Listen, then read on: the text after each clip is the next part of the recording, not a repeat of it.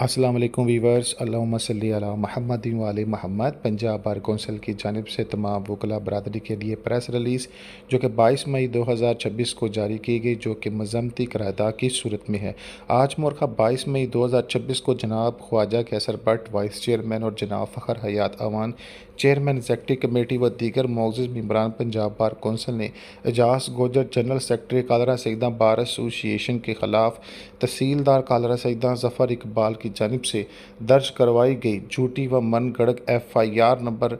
تھانہ کالرا سیداں ضلع راولپنڈی کی بھرپور مذمت کی، اور انہوں نے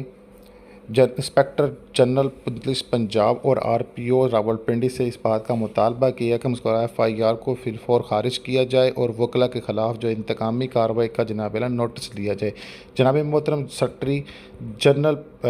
پنجاب بار کونسل کی جانب سے تصدیق شدہ نوٹیفکیشن اللہ تعالیٰ ہم سب پر رحمت کا نزول کرے۔ نماز القرآن درود پاک لازم پڑھیں اور جناب اعلیٰ دعاؤں میں یاد رکھیے گا انشاءاللہ۔